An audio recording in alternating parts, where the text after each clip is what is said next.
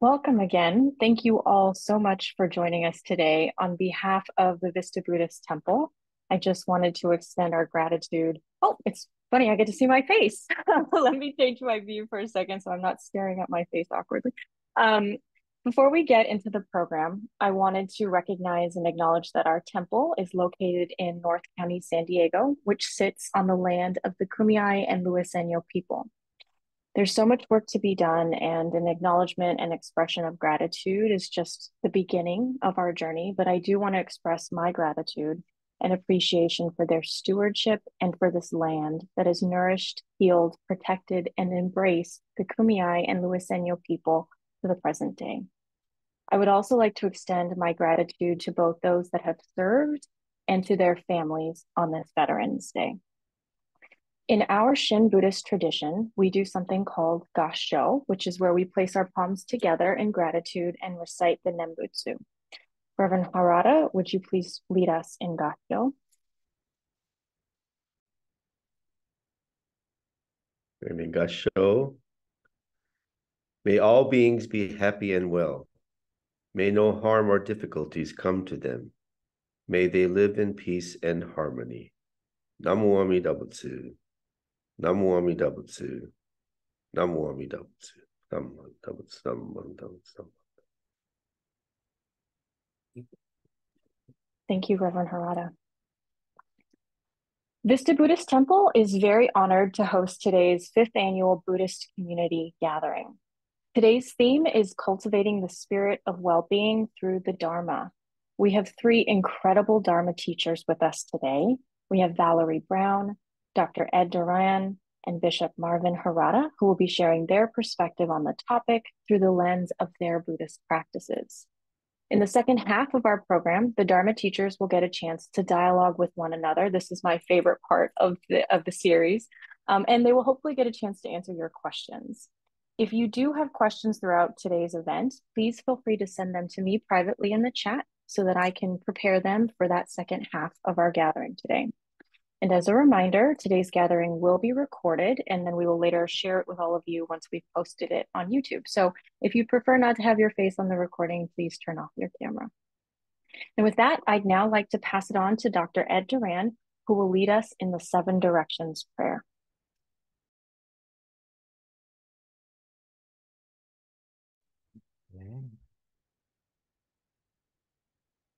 Okay, so can you hear me? You can hear me? Okay. And what I have here is sweet grass. It grows here in Montana, and it's been used for prayer and for blessings for time immemorial. And so I want to burn a little bit of this. It's kind of like an incense, I guess, in the, you would recognize it as that. And the teaching is that there's 6 cardinal points, and at each of the cardinal directions, there's a very ancient grandma and a very ancient grandpa, holy people, enlightened beings who are intercessors for us. So when we acknowledge those directions, we're actually asking for their intercession, and we go around to all the directions. And once we go to the 6th direction, then they all collapse into the 7th sacred direction, which is the center of my heart. And it's at the center of the heart that all of these holy beings, all these enlightened Buddhas reside in the first place. And so most of the time we project them out. And so in this way, we call them in. And so I just want to just briefly offer, and all we have, as in Buddhist meditation, all we have is our breath. And it's the breath that connects us to the concentrated mind and connects us to these ancient beings that are at each of the directions. And you can imagine them to be Buddhas or disciples of the Buddha or whoever you want them to be. And so I just want to go and using this hollow bone to offer my breath to all of these intercessors of all thy 6 directions, and then to the 7th, which is at the center of my heart. So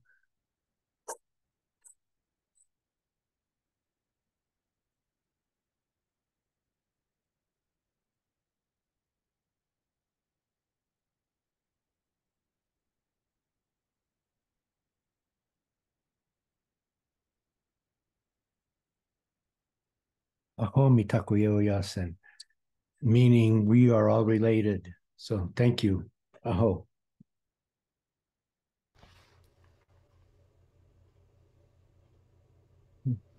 Thank you, Dr. Duran. We're going to pause for just a moment. We're having a little technical difficulty in the Hondo with people hearing. So we're just going to pause for just a moment here. We'll get started with our program momentarily.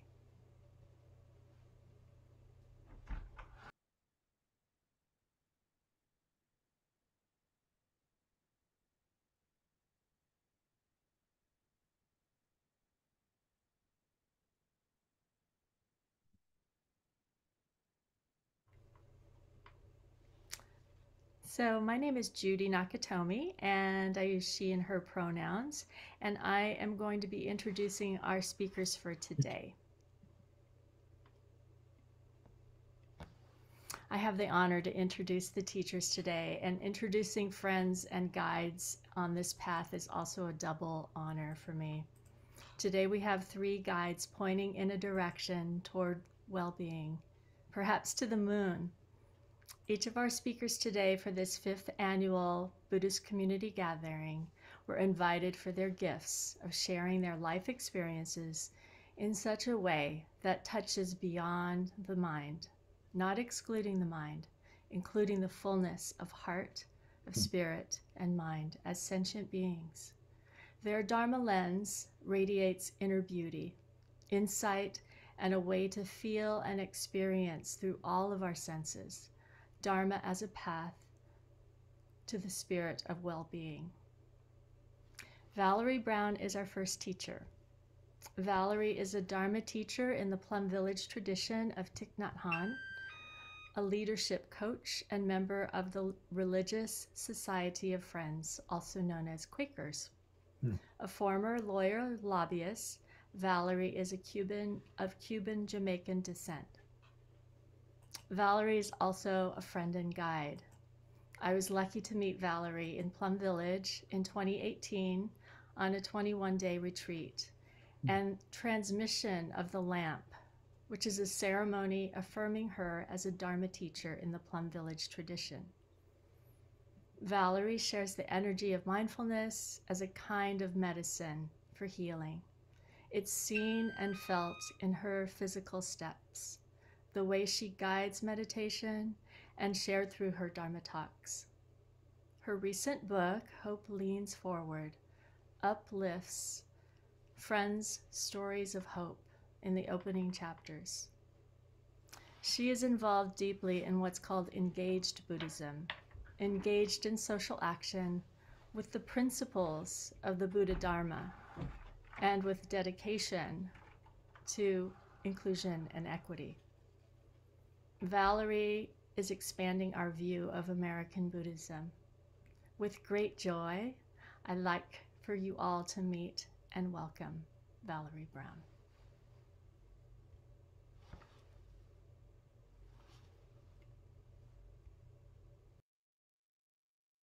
Well, thank you so much, Judy. What a delight and what an honor it is to be here with you, with the community, with Bishop Harada, and with Dr. Duran. And dear Thai, dear Thich Nhat Hanh, and dear beloved Sister Chang Kang. So the title of this Dharma talk is Becoming Your Own True Love as a Pathway to Well-Being. So I thought we could begin with some practice, maybe a few moments of practice, as a way of cultivating peace within ourselves and as an expression of love. So what I'm about to share is a foundational practice from our beloved teacher, Zen Master Thich Nhat Hanh, and in the Plum Village community. And Thai, or teacher, as he's often called, has shared this practice all over the world. And it is a way to bring greater peace and calm and equanimity within ourselves and then to share that with other people. So in a moment, you're going to be hearing the sound of a bell. And in our tradition, we call this the bell of mindfulness. When you hear it, it is a reminder to relax your body, to relax your mind, to become aware of your breath, to come back home to yourself,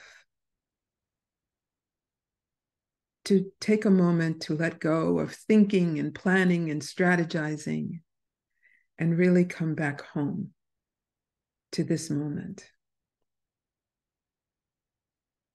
So, Judy, could we begin with listening to 3 sounds of the bell?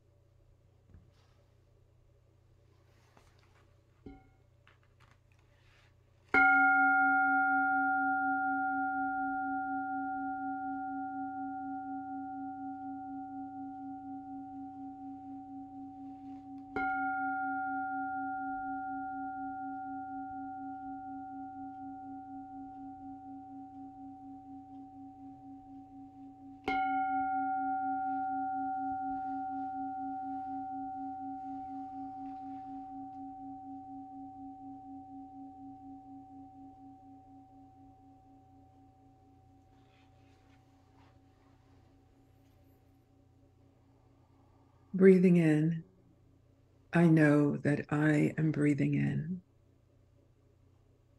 Breathing out, I know that I am breathing out. In, out.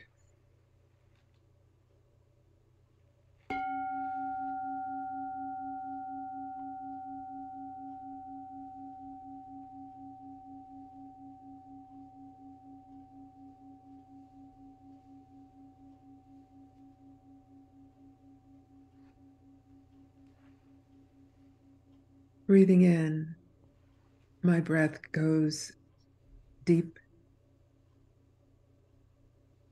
Breathing out, my breath goes slowly,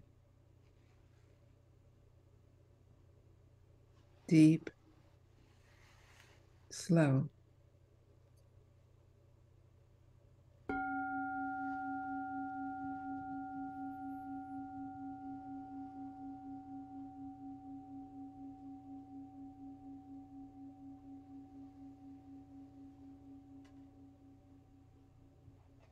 Breathing in, I feel calm. And breathing out, I feel ease in my body. Calm, ease.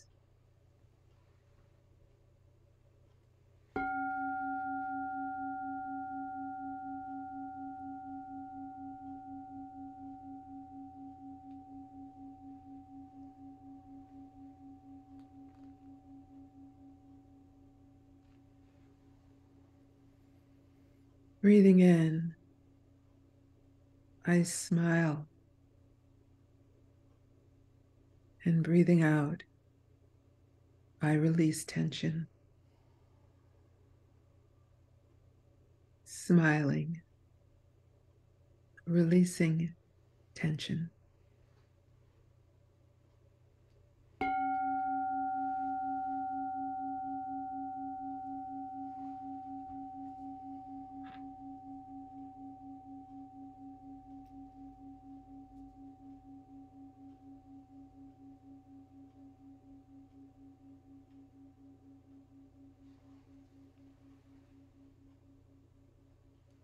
Dwelling in this present moment. I know it is a wonderful moment. Present moment, wonderful moment.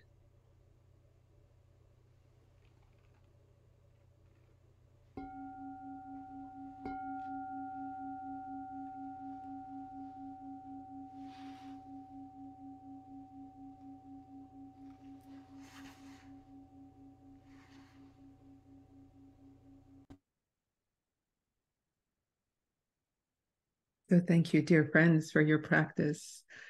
Can everyone hear me? Like, just give me a thumbs up. Make sure. Yes. Okay, great.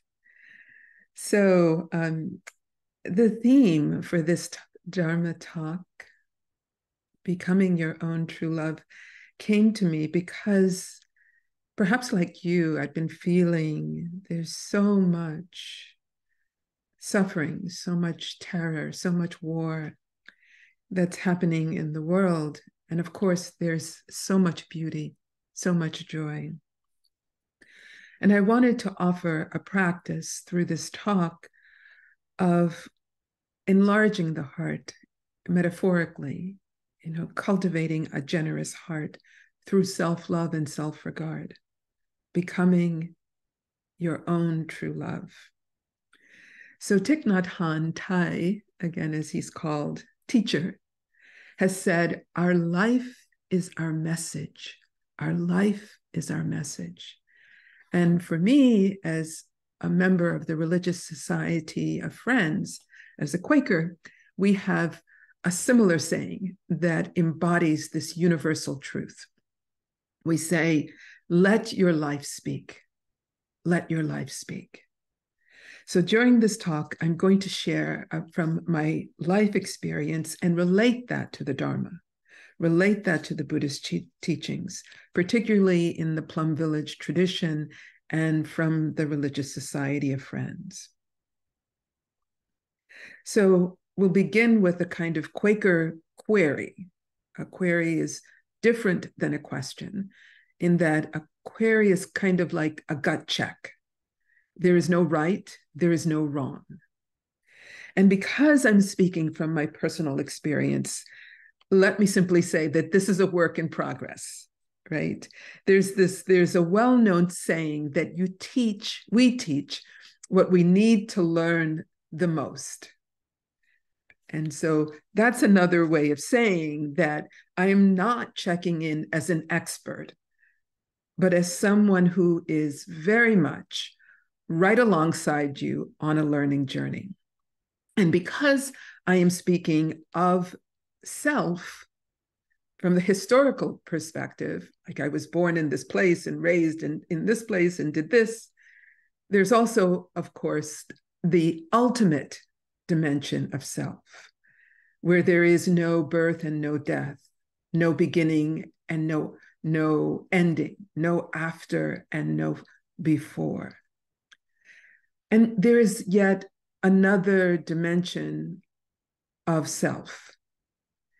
And Thai shares that there is the action dimension of self, right? That is grounded in peace, grounded in steadiness, equanimity, and compassion. So offering a Dharma talk is both an individual matter and it is a collective matter. Right? We are co-creating this together. So we'll begin with this Quaker query. When was the last time you were kind to yourself? When was the last time you spoke to yourself with kindness? When you look in the mirror, what do you see? Do you see what's wrong? Do you see what's right? So I recently did this at a retreat. I was invited to look at myself in a small mirror. And what I noticed that I was looking for what was wrong. This wasn't right, that wasn't right, and so forth. So the Buddha offered many meditations on love to his disciples. You can imagine 2,600 years ago, they were fearful, traveling in the forest, in the jungle. They were fearful of the spirits. And so among the most famous was the Buddha's discourse on love, metta sutta. And the Buddha said that we begin with ourselves and we hold ourselves with a sense of may I be happy. May I be at peace. May I feel safe. And we extend this sense of care to ourselves first. And then the Buddha said that we consider the benefactor, someone that may have supported us, someone we like. And we offer these same kind of verses to that person. May you be happy. May you be safe. May you know love. Well, that's kind of easy to do to people we like already. It gets more complicated. The Buddha said, next, you consider of all the beings you don't know, right, or don't have a relationship with, and imagine extending love. May you know love. May you be peaceful. May you be happy. May you be safe. And to even someone you don't know, you extend these feelings. And then finally, the Buddha said,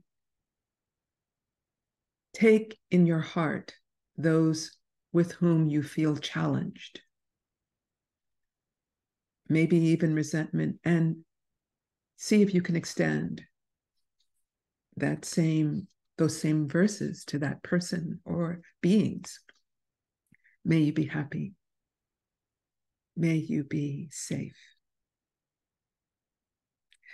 So this practice that the Buddha offered is not done because we feel kind or because we feel loving, but because we are deserving of love.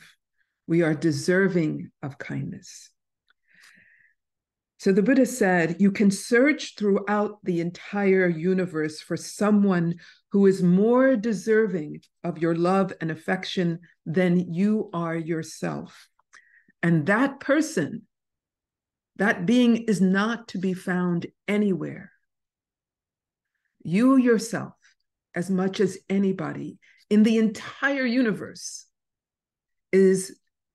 deserves your love and affection. And Thai has said to love, first of all, is to accept yourself as you actually are. Knowing thyself is the first practice of love. So we live with abundant messages of self-love and self-care, which I often describe as fake love. And by this, I mean a kind of temporary feel-good quick fix, like a mani-pedi or bubble bath. And I have nothing against a mani-pedi or bubble bath, right? But what I'm talking about is loving from the inside out, coming home to yourself, becoming aware of our own tendencies, our habit energies, and to practice two things, to practice shamatha, which is stopping, pausing, reflecting. What's happening here? Stopping the running, and then vipassana, to actually look deeply at what is happening, to understand what is happening and what is needed, and to provide that for ourselves. So Taya said that our Sangha, the community, is a true mirror. Our friends, our loved ones, our family, all of these people can be true mirrors. They can help us to see what we cannot. And it's self-evident that we cannot have a relationship with another person that is stronger than the relationship we have with ourselves. So being a true mirror means to accept ourselves as we are, to know ourselves. And for many of us, we have, myself included, we've internalized these very strong conditionings that self-love is selfish, right? To put ourselves last, right? This is the appropriate thing to do. This is the social conditioning. So it's important to pause and reflect on this conditioning and the messages and how this has affected our thinking and our being, and to offer ourselves unconditional positive acceptance as a practice. So in our daily life, it is often filled with stress, and it's not the saber-toothed tiger, right? Instead, this is implicit or explicit forms of discrimination, aggressions that foster a sense that the world is unsafe. For others, we live with a sense of high anxiety, given the state of the world, war and climate, catastrophe. We may have relationships of caring for people we love. And again, all of this sends the message to our nervous system that we must be on high alert. And so we walk around with a chronic high stress activation, and this becomes the new normal. And under stress, we become biased toward the negative. The negative is more likely to capture our attention. It is more likely to be salient in our recall. This is adaptive. We learn rapidly from negative and stressful events. And all of this can mean that we hold negative self-images. So this is very strong, very deep conditioning, which makes it so important to self-regulate, to cultivate these practices of self-acceptance and unconditional positive self-regard. So our life is our message. And in my own life, I have had a very hard time receiving love, even compliments. So the other day, my niece offered me a compliment. And before she could even finish it, I deflected it, like, no. I had a hard time taking it in. And this has been playing out for a while in my life. So as a single person without family close by, I often feel awkward when I have to complete a routine form and fill in an emergency contact. Like, who do I list? And that then leads to feelings of being unwanted or unlovable. And so I realized over time that I need to be my own emergency contact. I need to provide for myself unconditional positive regard. This is not to say that we are not relational people. We need relationships in our lives. So I started to practice what Thai has taught us about how to build relationships. He's given us 4 mantras. And so I started practicing the first of the 4 mantras because they're all interconnected. So the first mantra, and Thai teaches us to place a hand at our heart center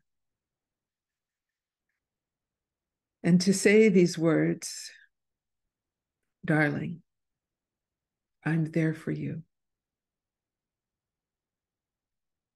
Darling, I'm there for you. This is the practice of self-love.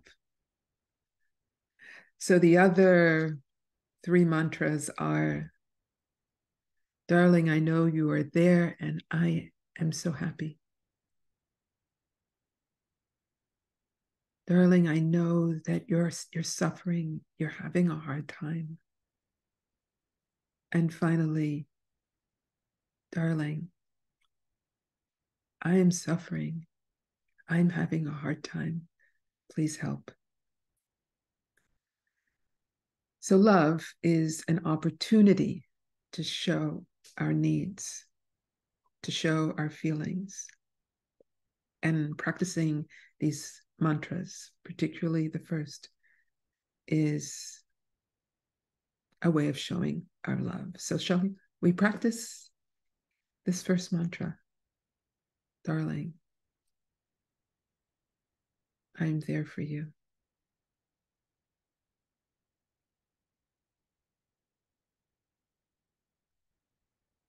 And Judy, let us listen to one sound of the bell.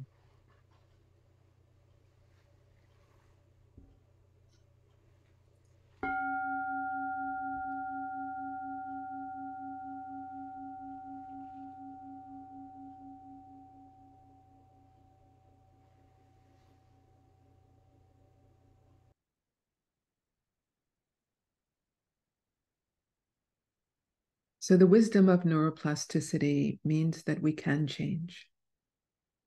And this is not just about repeating words to ourselves, but it is to look deeply at our perceptions, our mental formations, our consciousness that may be calling for transformation. And for me, it was about looking at my capacity not just to give love, but to receive love, since these are deeply interconnected. And this is not just in meditation, but in our daily life. So as we change our relationship with ourselves, because of the wisdom of interbeing, we change systems, we change structures that promote peace and justice. Systems and structures like paid parental leave, like structural racism, like addressing the crisis in Black maternal health care. We change unjust and inadequate systems to promote self-love and self-care. So perhaps the greatest gift that Thai has given the world is the gift of love. Thai and the Plum Village community and Sister Chen Kong, to love and accept ourselves as we actually are. So thank you, dear ones. Shall we listen again to the sound of the bell?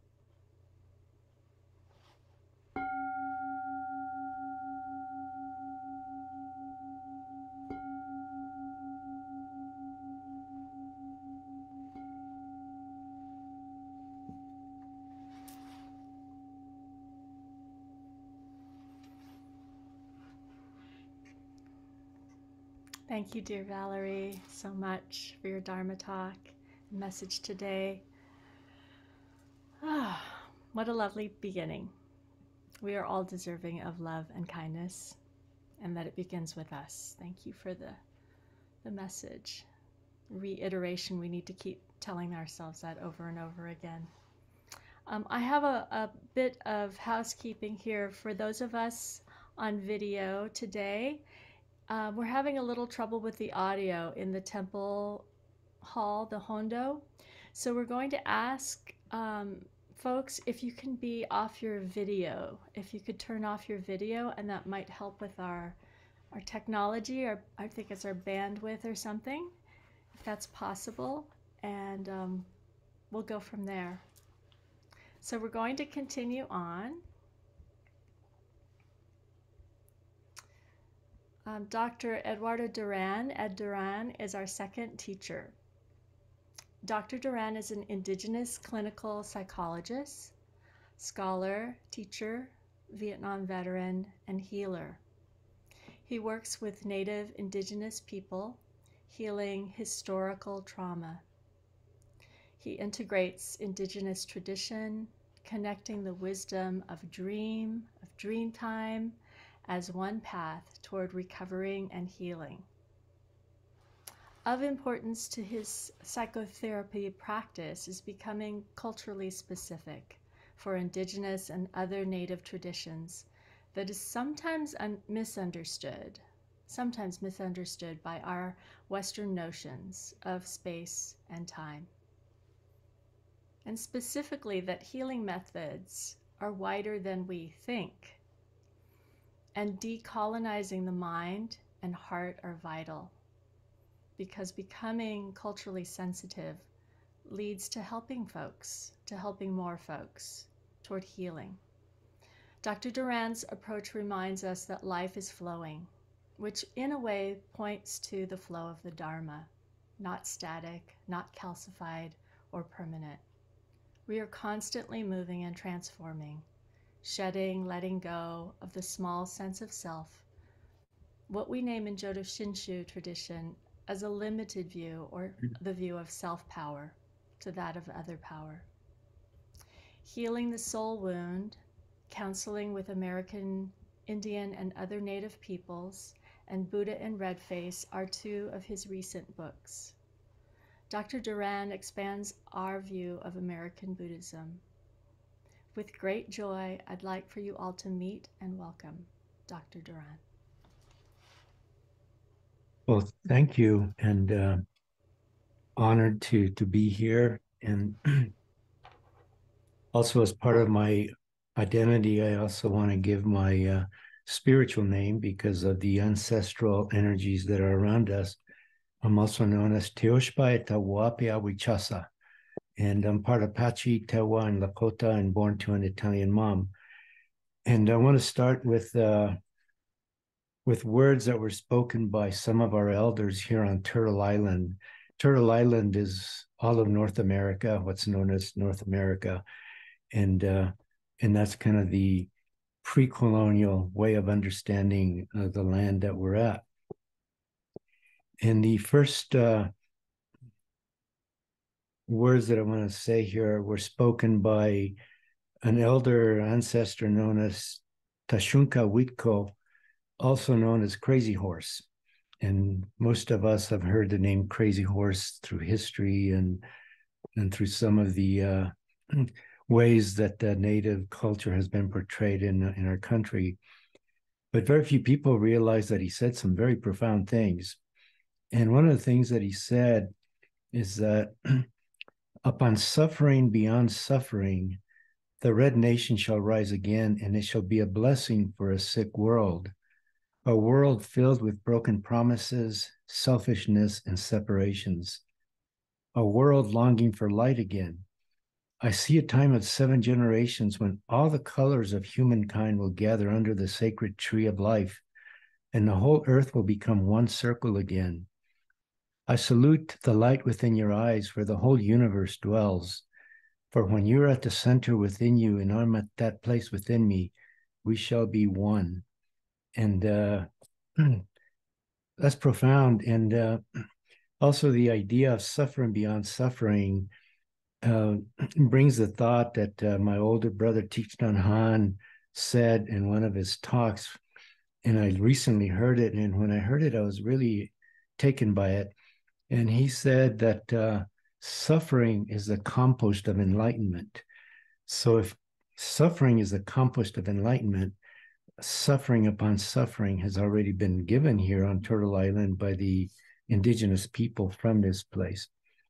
And actually, I didn't really have a title to the talk, but I was thinking of something around the idea of trauma-informed awakening, and in a way also turning the title of the talk, of the conference, where, cultivating Dharma through the spirit of well-being.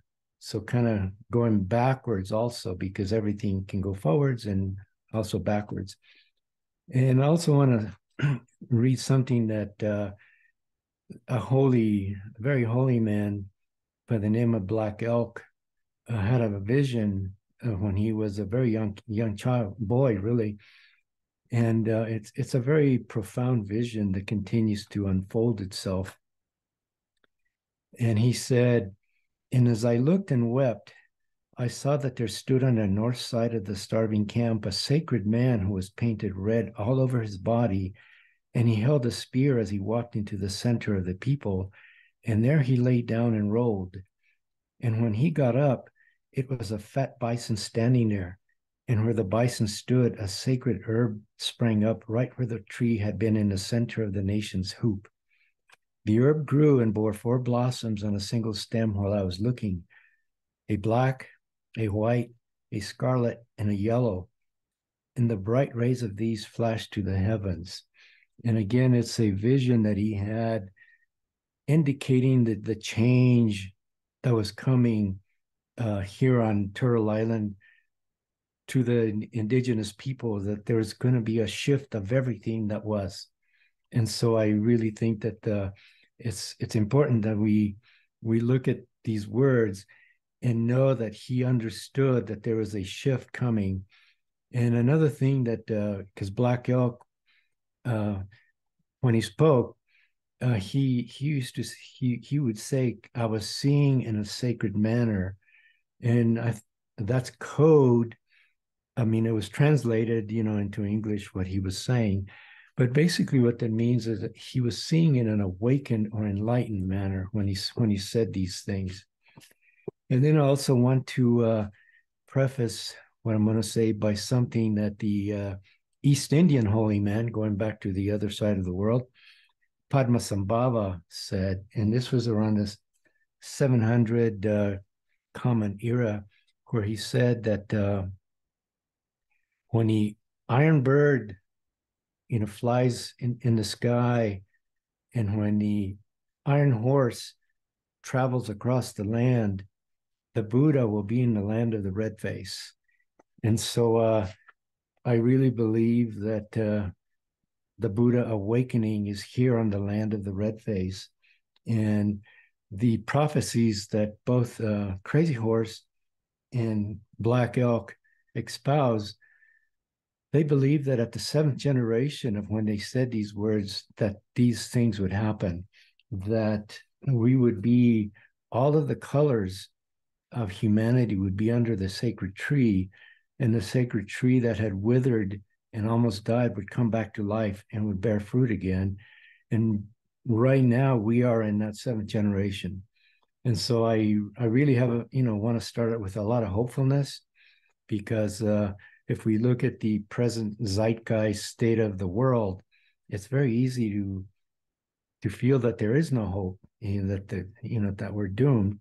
And so I think it's critical that we realize that these prophecies from these holy people indicated that there would come a time when the tree of life itself would bloom once again. And so I offer that as part of today, the talk. And also, it's very auspicious that we're here on November 11th, which is Veterans Day. And I myself, being a veteran, have had to deal with a lot of issues in the practice, and it's through understanding and learning from my own process that I am going to say some things today about how trauma can actually get in the way of the practice. And because I went to a lot of meditation retreats, 10 days and 5 days. And what was happening is that there was a continuous chatter, and it was difficult to quell those anxieties. And of course, these are the results of traumatic events. But first I want to do a little homage to my teacher. I know I have only a few minutes here today, but the teachings that came to me from my indigenous teachers started way back about 30 years ago. I had been out of the military for a while, and I was working as a psychologist in a Native community. And at one point I was approached by someone in the community, and I was told that there's this elder that wanted to see me. And my first reaction to that was, I never want to see this elder. And there was no reason for me to think that.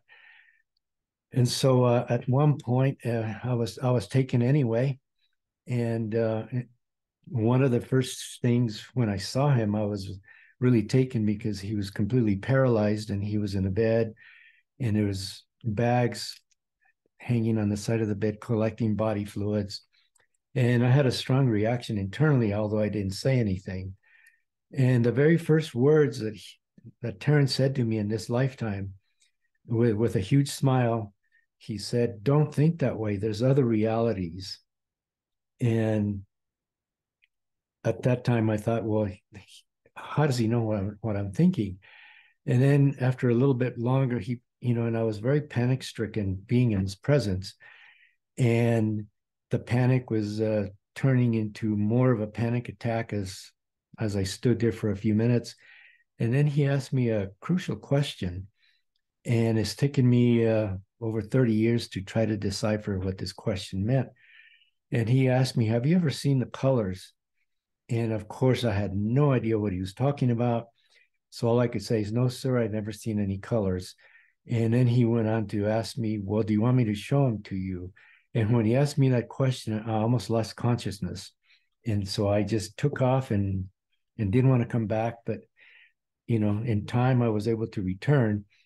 And so what occurred is over a 3-year period, I developed an affection and I kept coming to see him.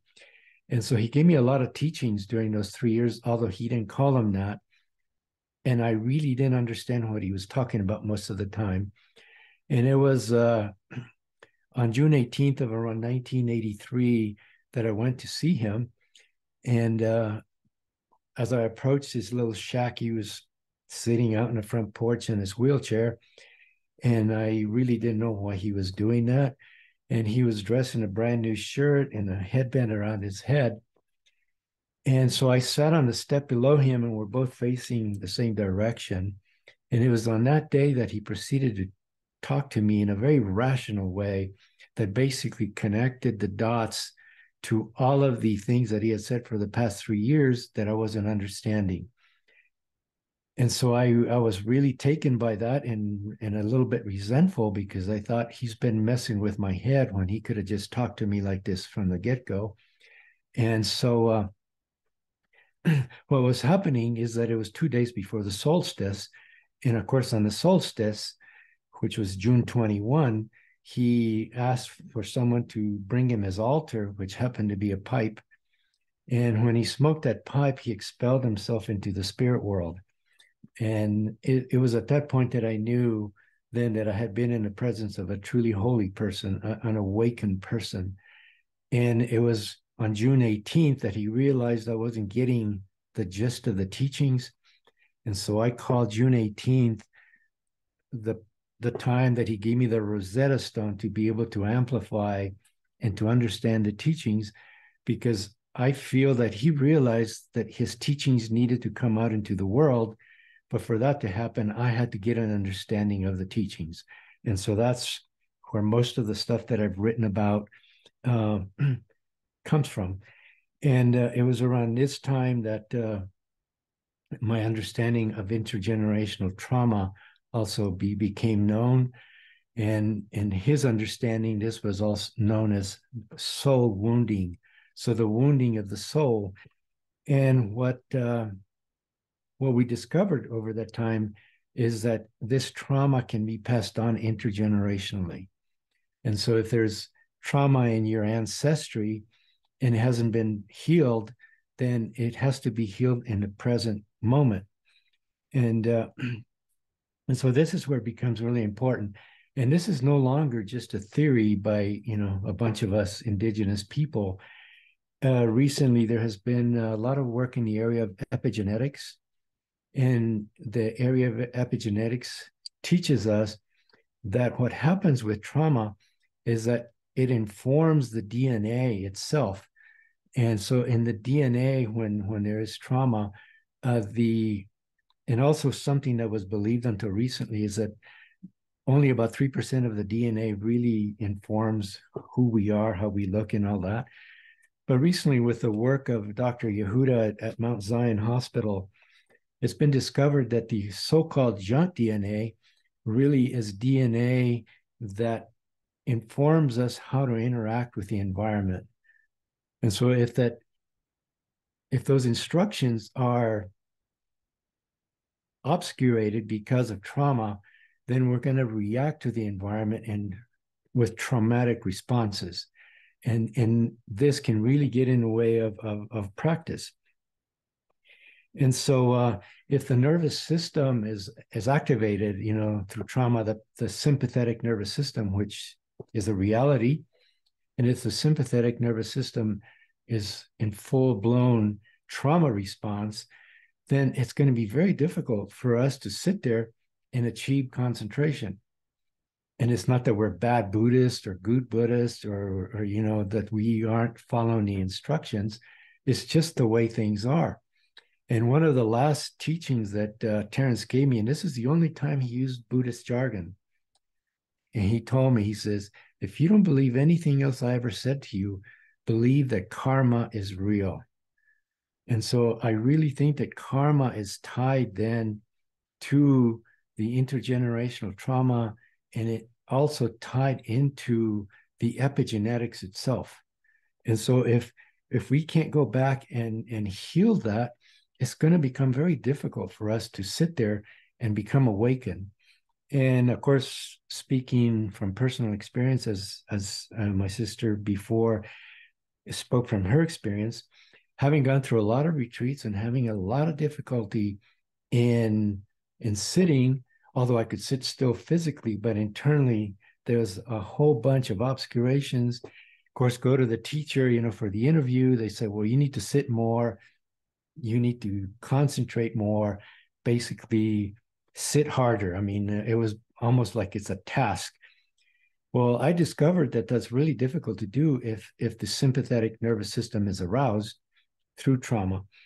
And it's only also a byproduct or a brother or sister to trauma is moral injury. So then, because we can't be good Buddhists, or we can't overcome what we need to overcome, then we also take on the guilt of that. And so recently the VA has opened a whole new way of understanding guilt. And this is what they call moral injury. And so moral injury is directly tied to trauma, to PTSD.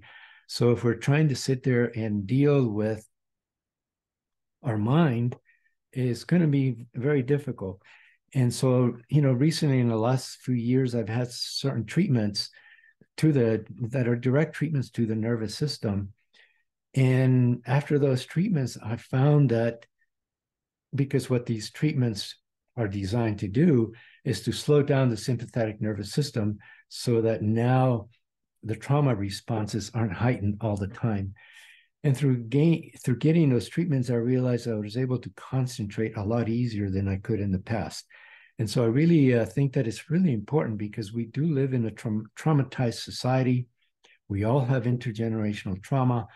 And it's critical that if we are to become awakened, that we deal with these karmic issues.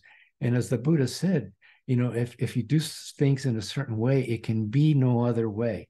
And so basically, if we don't heal trauma, if we don't heal those aspects, then it's going to be really difficult to gain understanding and gain the concentration that it takes to become awakened. And I believe that that's probably one of the reasons that, at least to my knowledge, and nobody has been enlightened in the West, or at least nobody has said they have been. And so also another thing that we need to recall is that our ancestors also did a lot of ceremonies and did a lot of prayers, a lot of meditation, a lot of tantric work, so that would also become part of our epigenetics. And so as we're sitting there, we need to activate those sides of the epigenetics, the positive sides, so that those can help us deal with the obscurations of the mind as we're sitting there trying to gain stillness, and then the vipassana, to see clearly. Because how can I see clearly if my sympathetic nervous system is on full-blown alert? It's really difficult. I guess it's doable, but it's so much easier and better if I take care of some of these traumatic issues, so that then I can actually sit there and be able to gain insight in the vipassana. And I also believe very strongly, again, Veterans Day here, is that the Buddha himself, being a warrior, I really believe that it's part of him being a warrior really, really helped his process. And in being a warrior, the idea of being in the middle of life and death has a peculiar quality of stopping the mind and to bringing concentration to the moment in a full sense. And I really believe that the Buddha, over countless lifetimes, was a warrior. And of course, during the lifetime that he was awakened, He was trained as a warrior. And I really believe that it's that warrior aspect that also propelled him into awakening. And so I think that here on Veterans Day, Warriors Day, it's important to let our warriors know to don't waste your suffering. Take it and as Thich Nhat Hanh said, use it as the compost of enlightenment. But in order to do that, heal your sympathetic and parasympathetic nervous system so that you can allow concentration to happen, so deep samadhi can occur if you take care of those issues. And then also to hook in to the prayers and ceremonies of 7 generations before me that passed on in my epigenetics the seeds of enlightenment, and also 7 generations of unborn ones who the seeds of enlightenment are also being passed on to them. So we're sitting here at the center of the 7th direction today, healing 14 generations, 7 before, 7 after. And so it's through the teachings of like Black Elk, Crazy Horse, my teacher Terrence, that these ideas and these thoughts have sprang forth in me. And it's the stuff that I write about, and it informed my clinical practice for over 35 years.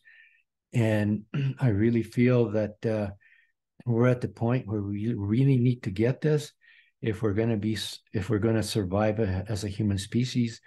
But thankfully, through the visions of Black Elk and Crazy Horse, they're telling me that yes, we're going to get this. And the 4 colors will be under the sacred tree of life once again, with the blue sky above, green earth underneath me. All the colors will come together. So I want to say that in a good way like that. And as my relatives, the Dene people, at the end of each prayer or talk, they say, may the sacred be restored in beauty. So ha-ho.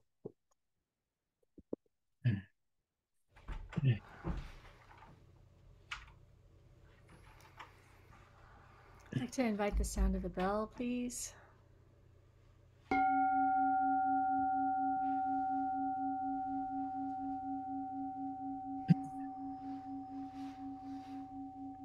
Thank you so much, Dr. Duran.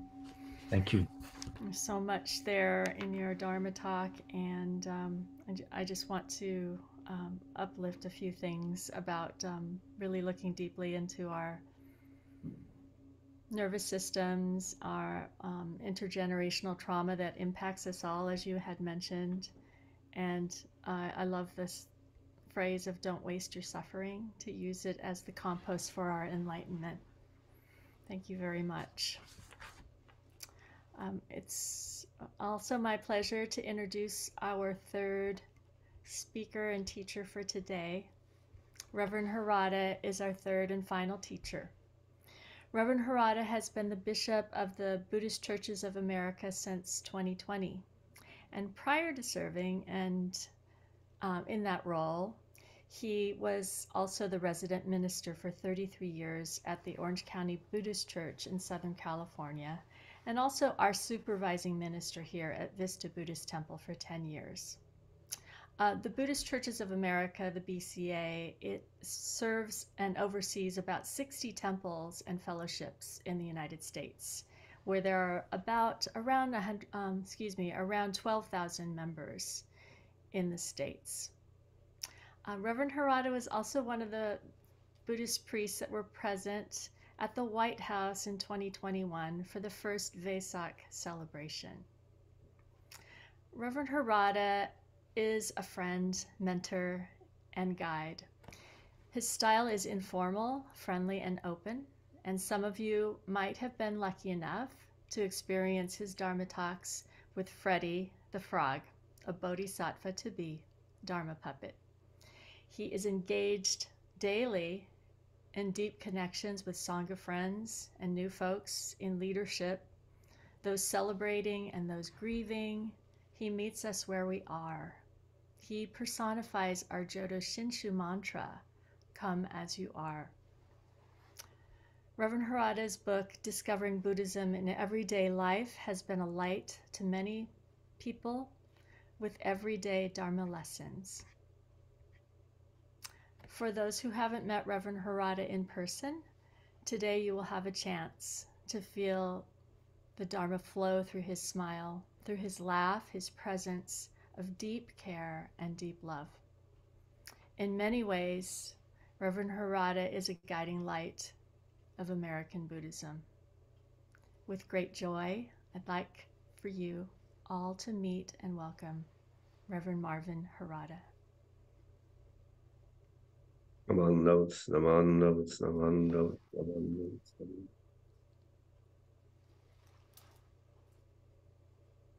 Thank you very much, Judy, for your very kind introduction.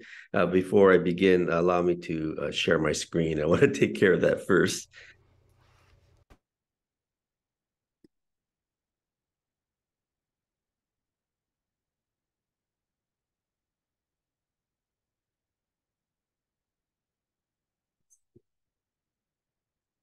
Okay.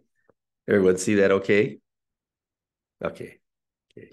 Well, it's a real honor and privilege to be a part of your Buddhist Community Gathering for this year, the fifth one that you've had with such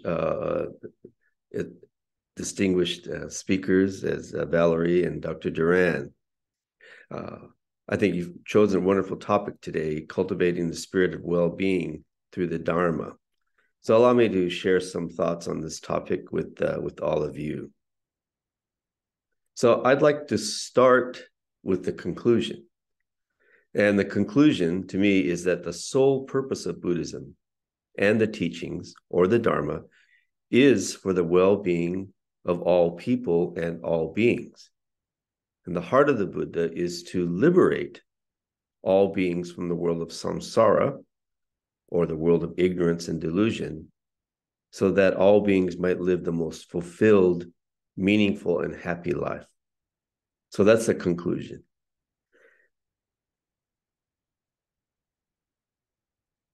So what do we mean by well-being?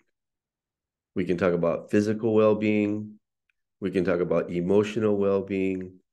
We can talk about psychological well-being and spiritual well-being.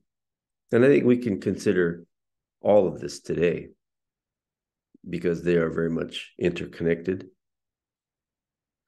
So Buddhism starts by pointing out to us that we are all deluded, ignorant, unenlightened, and unawakened. Therefore, we are not well. But the problem is that we think we are well. We cannot see our ignorance. We are unaware of our delusion, which is delusion.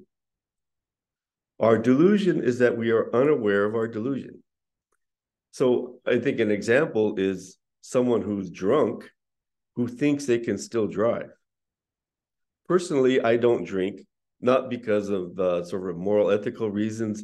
I'm allergic to alcohol. And so if I drink, it's like I've walked into a hayfield or something and I get all itchy and congested. So even from college days, of course, I tried it, but it never felt good. So in my college days, I was always the designated driver. And I don't know how many times I had to tell a friend, you better not drive. I better take you home. Oh, Marv, I'm okay. I could drive. No. We are like the drunk person who thinks they can still drive, deluded and unaware of our delusion. This is a beautiful image of a forest. So another way to explain delusion from a Buddhist sense is it's like we're lost in the forest and we don't even admit that we are lost. We think we know the way out of the forest, but at some point we come to realize, oh my gosh, I'm lost. I don't know how to get out of the forest. You know, men are the last people to admit that they're lost or that they don't know where they are. And before we had GPS on our phones and in our cars, I don't know how many times I've been with my wife and we're driving somewhere, and she said, you know where that restaurant is? Yeah, I know. We were there, a couple times. So we're driving and we're going around and around. I know it's around here somewhere. And my wife will say, why don't you ask someone? There's a gas station. Why don't you ask someone? No. I know where I'm going. I know it's around here somewhere. We drive for another 20 minutes. Finally, I have to admit, I don't know where this restaurant is. And I stop at the gas station and I ask. See, that's the starting point in Buddhism. To recognize that we are lost, to realize that we are deluded and ignorant. So now we begin the journey. We know we need help. So we enter the path, enter the path of Buddhism. And we take refuge in the Buddha, the Dharma, and the Sangha. So we begin now to move from delusion to awakening, from ignorance to wisdom. We begin the journey to spiritual well-being. This is one teacher that I highly respect and have learned so much for, Dr. Nobuo Haneda from the Maeda Center in Berkeley, California. And Dr. Haneda, Buddhist teacher in our Shin tradition, he always talks about the importance of having a good starting point.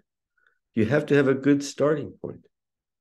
And there's this quotation that I think we're all aware of. I looked it up and I found out it was by the Chinese Taoist master, Lao Tzu. The journey of 1,000 miles begins with the first step. We have to have a good starting point. Without a good starting point, we remain in the world of ignorance and delusion. We're not even aware that we are not well. This is the great Zen master Dogen. He was a contemporary of Shinran Shonin of our Shin tradition. Zen master Dogen taught that the path and the goal are one. The path and the goal of enlightenment are one. They're intimately connected. So to be on the path means to already be connected to the goal of enlightenment. Therefore, to be on the path, to have the right starting point, is crucial. This is a fundamental Buddhist teaching, Tenmei Kaigo. These 4 Chinese characters. Ten means to turn, Mei means delusion, Kai means to open, and Go means enlightenment. So to turn in delusion or ignorance into enlightenment. This is the lotus flower, one of the universal symbols of Buddhism. Beautiful, radiant lotus flower. Well, the lotus flower is a metaphor or symbol in Buddhism because from the muddy pond blooms a beautiful, radiant flower, which symbolizes how we can bloom as a true human being despite being in this world of samsara, of ignorance. And Dr. Duran mentioned Thich Nhat Hanh about suffering being the compost for enlightenment. So what is important in the metaphor of the lotus flower is that its roots are still in the mud as it blooms above the mud and water. Delusion and awakening have the same kind of dependent existence. There isn't one without the other. The lotus flower does not bloom without its roots in the mud. Mahayana Buddhism, of which Shin Buddhism is a part of, has the famous statement, samsara is nirvana, nirvana is samsara. So there is no awakening without delusion. So our path to well-being is to see our life and our world as samsara. It is to see the mud. However, it is hard to see the mud. And Buddhism is trying to say to us that all of our problems of life are caused by our delusion, by our ignorance, by our ego self. But our ego self sees everything outside of us as a source of our problems. Don't we all kind of think this way? We blame everything but ourselves for our problems. Oh, it's my difficult boss, or it's my spouse. I'm not talking about my spouse now, but just as an example, it's my spouse, it's the government, it's society, on and on and on. But it's never me that is the problem. In our delusion, we just want to have problems of life go away. And we want to escape from our problems. When they don't go away, we turn to all kinds of things just to cope with those problems. Maybe drugs, maybe alcohol, or maybe going on a cruise just to forget about our problems. But as soon as we return from the cruise, our problems are still there. As soon as we sober up from drinking, our problems are still there. So in Buddhism, once we realize that I should have put that, we are the problem, then we can begin to embrace our problems instead of trying to escape from them. Our problems become the karmic condition or the great teaching that can lead to our awakening or our realization of the Dharma. We might even come to the point where we are grateful for that original problem. This is Pema Chodron, a very popular contemporary teacher of Buddhism. Maybe many of you have maybe read her books. Well, Pema Chodron's path to the Dharma began when her husband revealed to her that he was having an affair.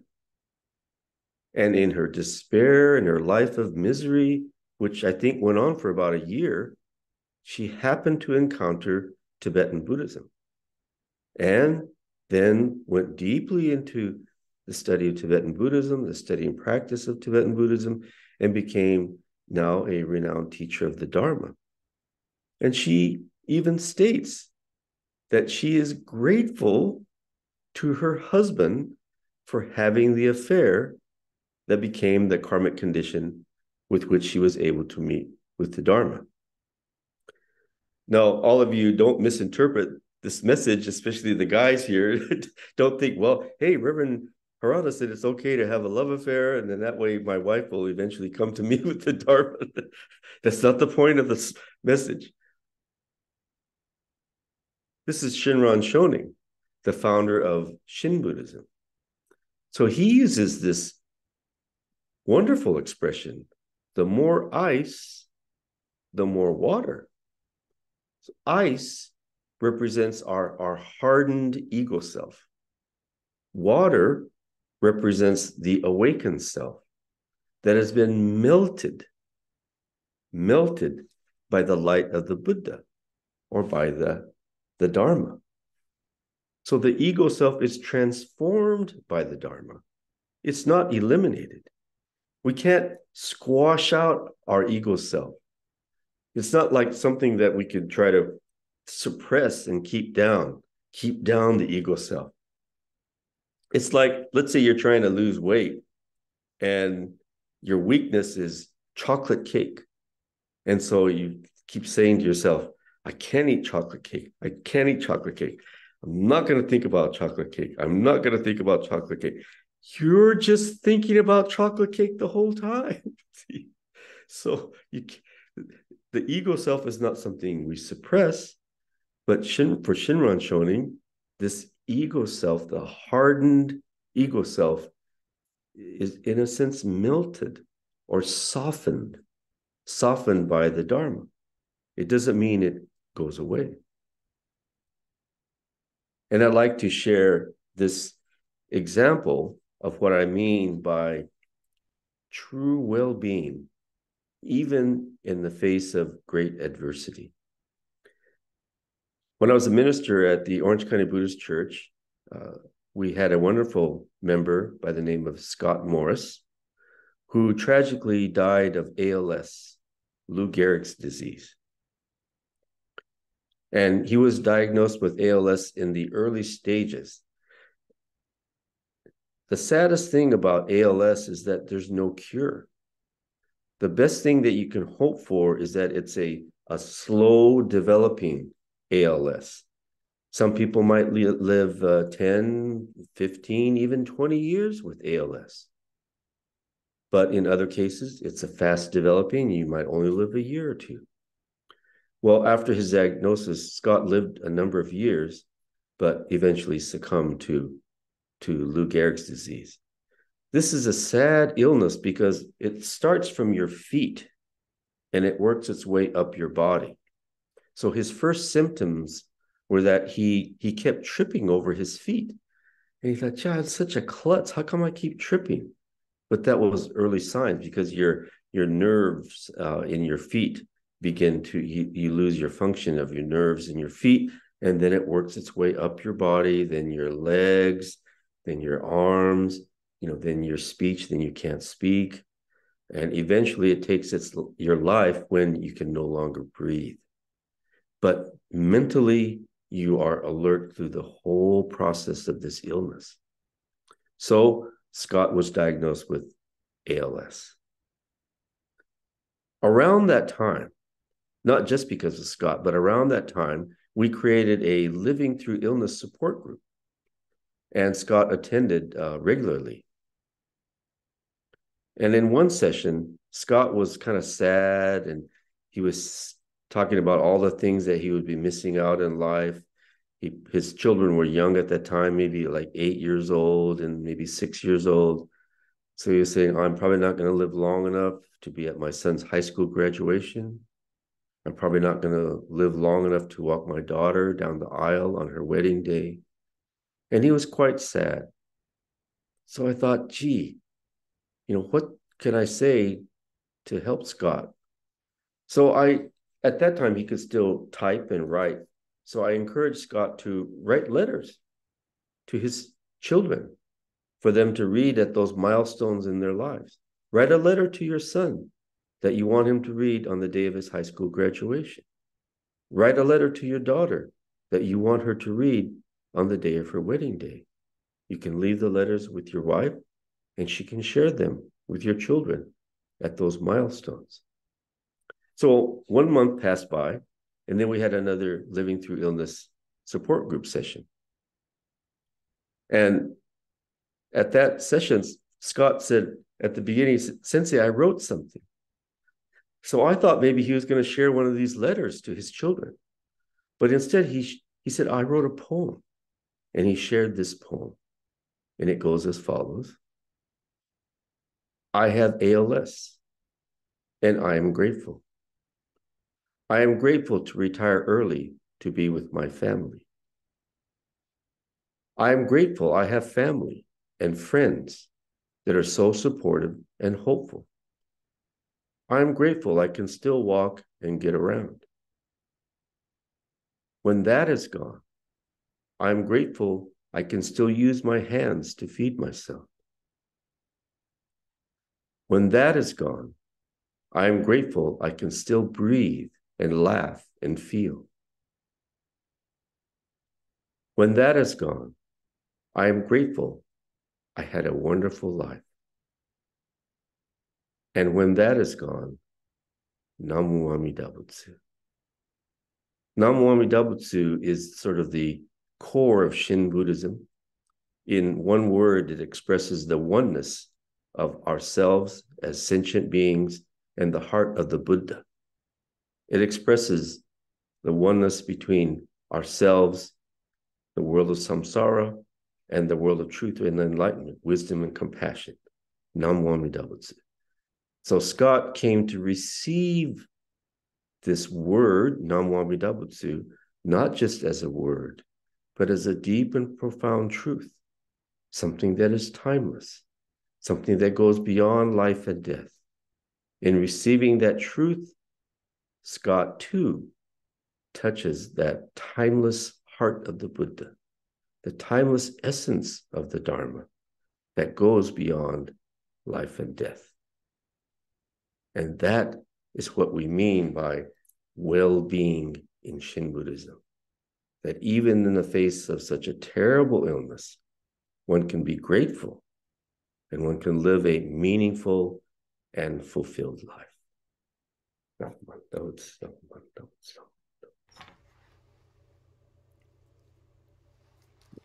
Stop sharing. Thank you, Reverend Harada. I'd like to invite the bell one time.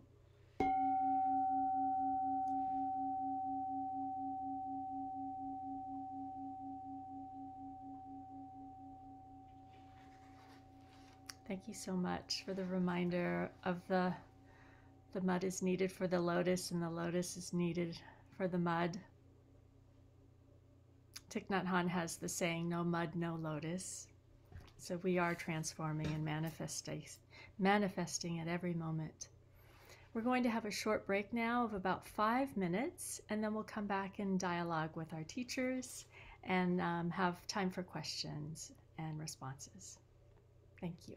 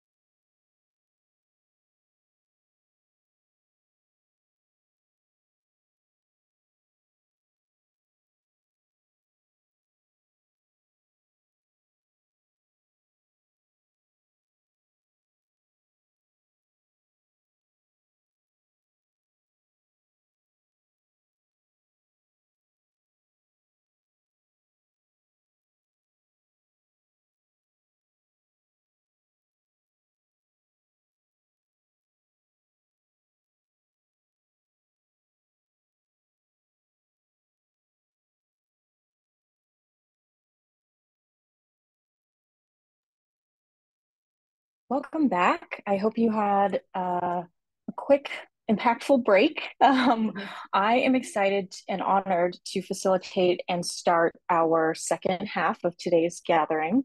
And so I'm going to ask our three Dharma teachers to come back on camera. And as I mentioned earlier, this is my favorite part of our gatherings because it gives our speakers an opportunity and a chance to dialogue with one another. And then also, some of you have sent in questions during the registration, and you've also provided them through chat. So we will do our best to get through as many of your questions as we can. We have about 30 minutes left. So first, I wanted to invite the teachers, if you had any questions or thoughts or reflections from each other's conversations and offerings, please feel free to unmute and have a conversation with each other. It's very impactful, meaningful for us to get to hear and see you all interact with each other as well. So first, I wanted to open the floor and invite the three of you. There's a burning question that you had based on one of the messages that were provided earlier. Please ask it, and the floor is yours.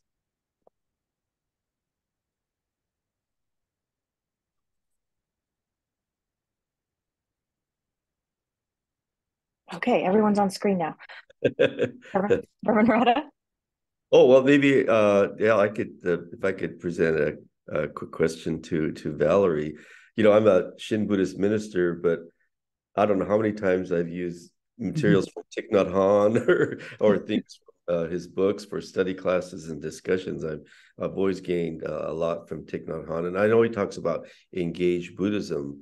But my question is, how do we know, if we're trying to change some kind of unjust system, as you mentioned, how do we have the wisdom? How do we know when it is something that is unjust, or I'm just looking at it from my sort of perspective that I see as unjust?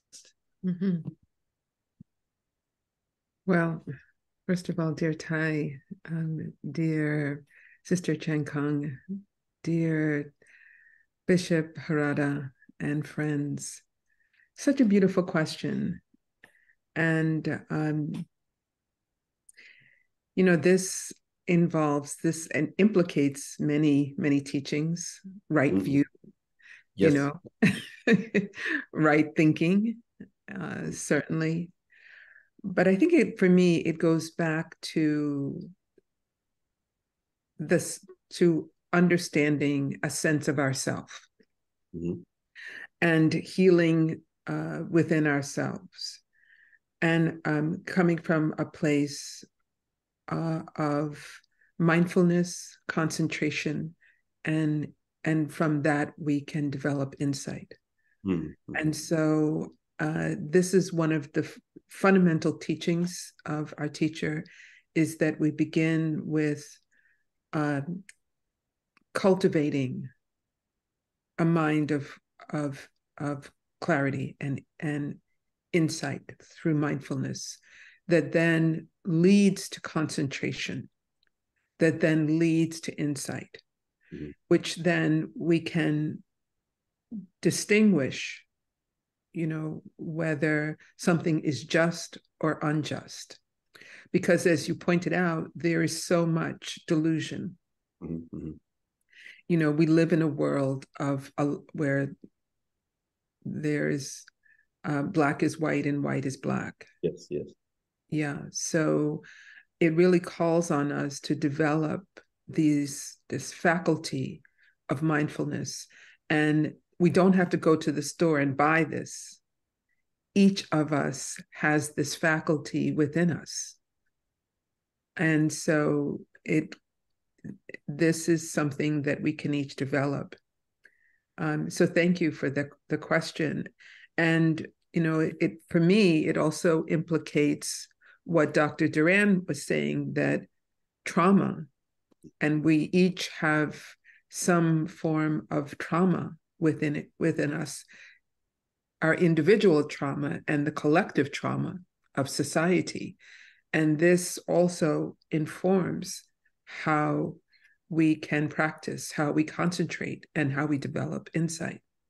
So I would also love to hear your thoughts on this, Bishop Harada and Dr. Duran. Yeah, I'll let Dr. Duran respond.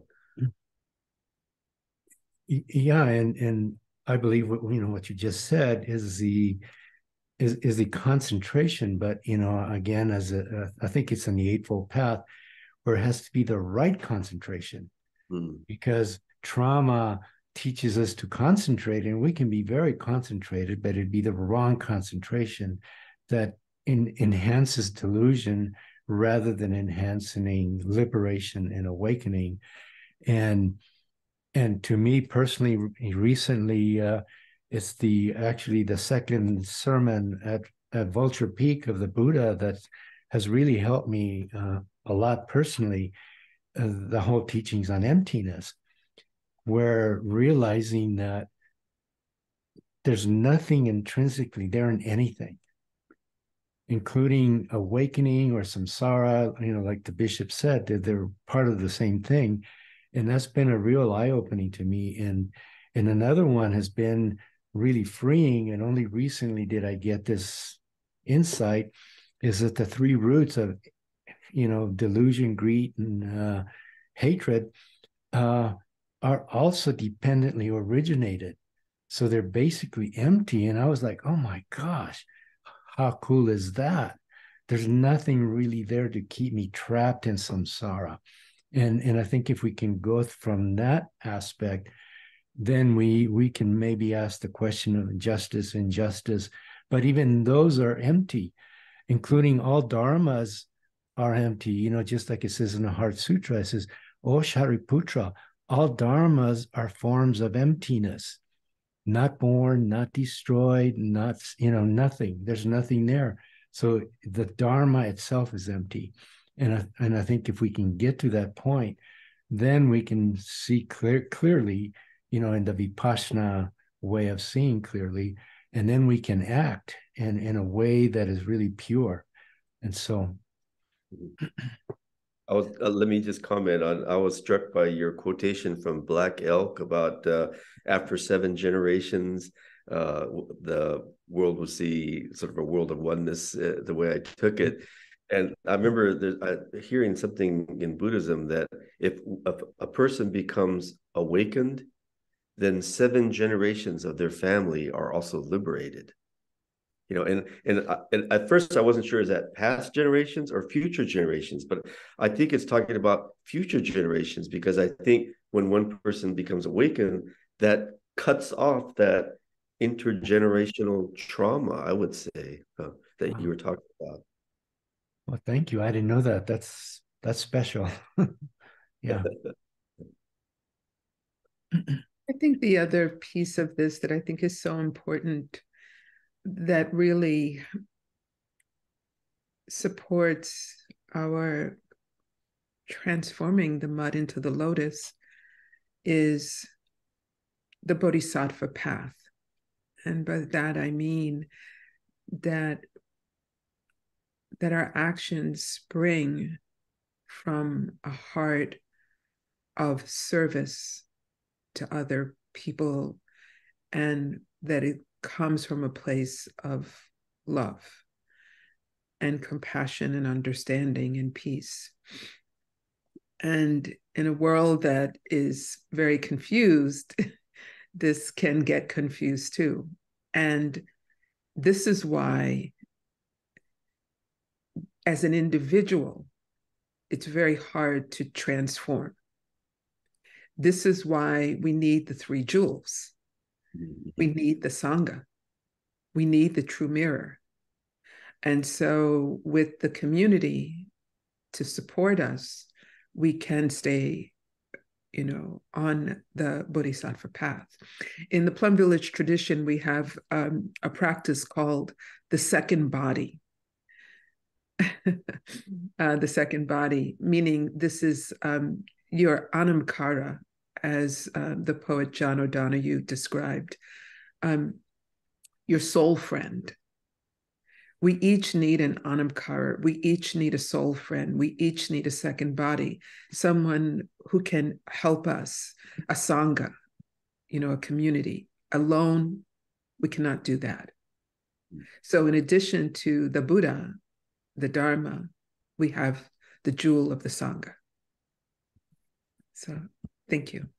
Oh. A beautiful question.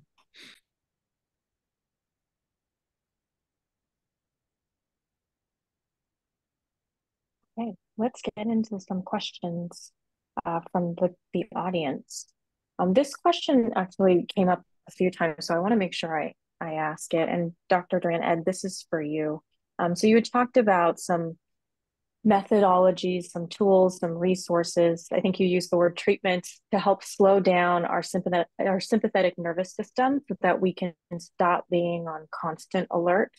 And several folks in our audience would like for some very specific examples of those types of resources or treatments that you can offer to them. Okay, and this comes from my own process and so my experience and very personal, but I'm okay with that. And after many years, doing a lot of therapy, doing a lot of those things, I found out that there's a treatment, and it's a very old treatment that was used for something else. And recently, it's been discovered that it also helps trauma, and it's called the stellate ganglion block. And basically, it's a shot into the neck, into the ganglion, and it's basically not a drug. It's like a painkiller, like a Novocaine for your teeth. But what it does is that for a few seconds, it disconnects the brain from the sympathetic nervous system, and it allows the brain to reboot itself, to use that jargon. And so when it comes back, then the sympathetic nervous system remembers its original way, because the original way of the sympathetic nervous system is to only arouse itself when it's need be. But under trauma response, constant trauma, it's always aroused, and the flight response is always there. And so what this does is just disconnects it for a few seconds. And I'll tell you truthfully, after reading all this stuff over all the years of graduate school about the sympathetic nervous system, this was in real time. I experienced how the sympathetic nervous system works, because it shuts down. Your eyes start getting cloudy. Your nostrils start collapsing, to where, because in trauma response, the nostrils are expanded because you need oxygen to run fast and to get away from the danger. But when it's disconnected, this starts collapsing in and of itself. And it was an amazing experience for me personally to know that. And if you want to know more about it, just look up Stellate Institute, Stellate Ganglion Institute. And Dr. Mulvaney, who originated this treatment, he's the main guy. He's a veteran, special forces and all that. And I'm really grateful. I resisted the idea for a long time because I thought, how can this possibly work? But it really did. And I'm really grateful for that. And since then, it's been a lot easier for me to meditate. It doesn't take me, 3 hours to just get into the breathing. I move in there a lot faster, because the obscurations caused by the sympathetic nervous system have been quieted down. And so, long answer, but Thank you for that. That is certainly not what I was expecting, and I recognize that that's something that has worked for you.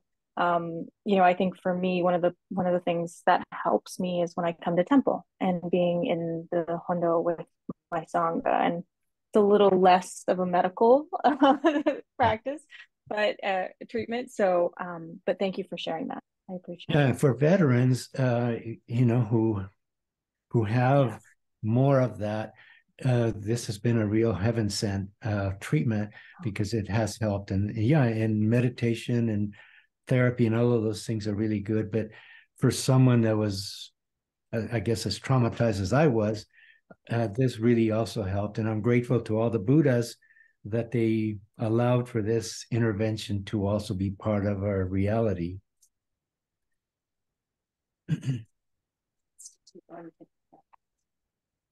So next question is actually for Valerie. This was a question that was sent in earlier during the registration. What surprised you as you deepened your study in your two paths? Such a beautiful question. And, we often say in the Plum Village tradition that one question can help many people. So one of the things that surprised me was the connectedness between Quakerism and Buddhism. And at first, you might think these two have nothing to do with each other. But, we live in a world of interconnectedness, interbeing. And Thich Nhat Hanh has written more than 100 books on mindfulness, and he has written about the interconnectedness between Buddhism and Christianity. His good friends were Christian, such as Thomas Merton and Reverend Dr. Martin Luther King Jr. And of course, the Quakers played a very central role in Thay's early years in the United States. So the connection with the Quakers, the Religious Society of Friends, goes back many, many years. I did not know that when I first started.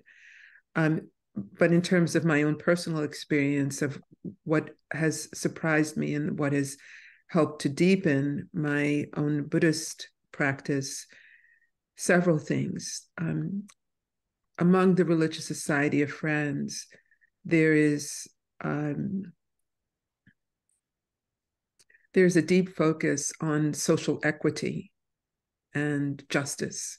There's a deep understanding of simplicity, to live a simple life, which I think, meaning to be aware of one's own material goods, to share what we have, to benefit others.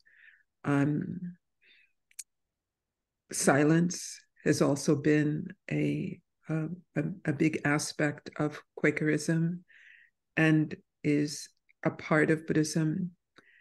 And I think one of the most profound surprises that bring together Buddhism and Quakerism is the capacity to listen deeply. As a Buddhist, we are called to listen deeply to what is happening within us and around us. And certainly as a Quaker, this is a deep practice, to listen, and to listen with a kind of attentive heart. We often talk about, as a Quaker, waiting, the capacity to yield and to wait. And this waiting is not stagnant. It is charged in dynamic space. It is pregnant with a lot of possibility. And so those are some of the surprises that I found in being both, sharing both of these great religious traditions. Thank you for the question. Thank you for sharing that. And I'll just add, I know that my grandmother, who was in prison during World War II in the Japanese American camps, often speaks very highly and kindly of the Quaker community because they came in and taught in the schools in the camps. So truly, I think there has been historical connections between those two groups. Reverend Harada, this question is for you.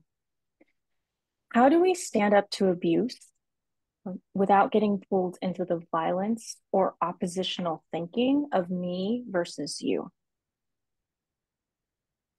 I gave you a tough one. Yeah. How do you navigate that concept of me versus you, essentially? Right. Well, in any kind of sort of a conflict, well, sometimes abuse can be, one-sided. I mean, you could be a very innocent victim of either verbal abuse or physical abuse or abuse from a group of people. Maybe you're a young person, you're bullied, and so that's one situation. Sometimes there's a conflict between individuals, and then sort of angry words and thoughts get exchanged, and you kind of get sucked into this sort of conflict, and so how do we avoid that, as a Buddhist? That's another situation, I think. So, I mean, if you're sort of an innocent victim of abuse, that's really I think something that someone has to get some help with. Otherwise, you become traumatized, as Dr. Duran talks about. So, it's nothing wrong with getting some help from friends, parents, or someone to help you address sort of a one-sided abuse situation. Then when it becomes a conflict between two people or something like that, then our Buddhist learning and things that we learn from the Dharma help us to not get too sucked into this conflict. And I love Thich Nhat Hanh's book on anger. I've used that many times because they say something, we say something, and then we're just as angry and self-centered and as stubborn as the other person. But if there's at least a little bit of self-reflection there, that's where I think the Shin Buddhist perspective is. There has to be some self-reflection, or as Valerie mentioned, deep listening. Then sometimes it might be after the fact, and you think about that conversation and go, oh my gosh, I said that. So then we have the opportunity to not get sucked into that kind of thing again. Mm-hmm. So I'm going to extend this question a little bit, and I think it will be for both Ed and Reverend Harada. How do you navigate and support a community that's maybe culturally predisposed to be less forthcoming with their feelings and their emotions?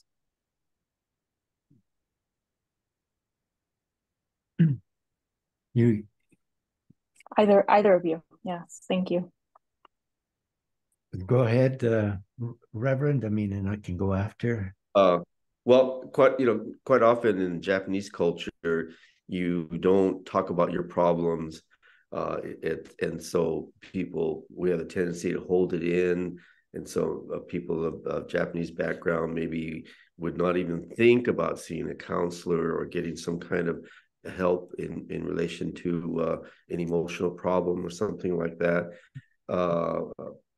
So, but even if we have that sort of tendency, that's where I think Sangha is so important, because maybe you have a friend in the Sangha that you kind of at least confide in, and then maybe that person in the Sangha is at least a good listener, or they might say, well, gee, I really think you should talk to somebody.